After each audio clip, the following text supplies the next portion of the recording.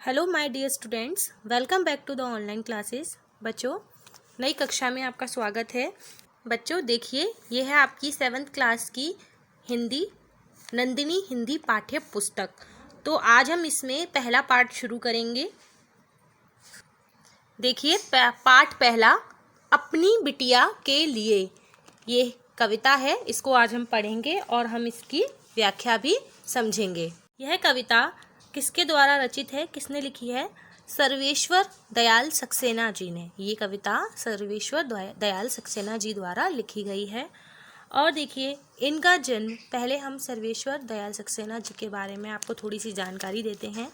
सर्वेश्वर दयाल सक्सेना जी का जन्म 15 सितंबर 1927 को बस्ती जिले के उत्तर प्रदेश में हुआ था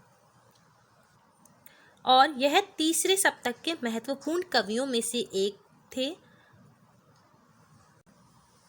इनकी शिक्षा बस्ती, बनारस और इलाहाबाद में हुई थी। यद्यपि इनका साहित्यिक जीवन काव्य से प्रारंभ हुआ, तथापि चर्चे और चरखे स्तंभ में दिनमान में छपे इनके लेख खासे लोकप्रिय रहे। इनके साहित्य सृजन में कविता के अतिरिक्त कहानी, नाटक और बाल साहित्य भी सम्मिलित हैं। इनकी अपनी साहित्यिक कृतियां भी हैं, जैसे काठ की घाटियां, बांस का पुल, एक सूनी नाव। ये इनकी साहित्यिक कृतियां हैं। इनके उपन्यास भी थे, जैसे उड़े हुए रंग, ये इनका उपन्यास है। सोया हुआ जल। इनकी जो नाटक थे वो भी थे। बकरी नामक इनका नाटक भी था, वो बहुत लोकप्रिय रहा। बाल साहित्य, बच्चों के लिए किताबें भी लिखते थे ये। बाल उपयोगी साहित्य में इनकी कृतियाँ भौं भौं, खो खो, लाख की नाक, बतूता का जूता और महूम की टाई, ये सम्मिलित हैं। ये इनके बाल साहित्य थे। तो बच्चों देखिए, आज हम इन्हीं की कविताओं में से एक कविता पढ़ेंगे, अपनी बिटिया के लिए। तो ये कविता इन्होंने लिखी क्यों? इसलिए क्योंकि देखिए, एक माँ का बेटी के प्रति स्नेह यानी कि प्यार। एक माँ का बेटी के प्रति इस प्यार से वो अपनी बेटी को कैसे सोती हुई बेटी को किस प्रेम से जगाती है, कितने प्यार से जगाती है। तो देखिए, उस कविता में इन्होंने उपमाओं, प्रतीकों अथवा बिंबों का साहित्य में विशेष स्थान दिया है। देखिए, इस कविता में इन्होंने उपमाओं, प्रतीकों अथवा बिंबों के माध्यम से जिस तरह से बच्चे प्रकृति को देखने का प्रयास करते हैं, जैसे वो बिंबों के माध्यम से प्रकृति को देखते हैं। सूरज को छोटा बच्चे जैसा समझते हैं ना, बच्चे समझते हैं कि सूरज एक छोटा सा बच्चा है, या चंदा जो है वो एक छोटे से मामा है हमारे। तो सूरज को छोटे से बच्चे जैसा समझते हैं, चांद को जैसा समझते हैं। वो एक खिलौने के माध्यम से इन्होंने बिटिया को मनाने का प्रयास किया है। जिन कविताओं से बच्चों की विचार शक्ति का भी विकास होता है।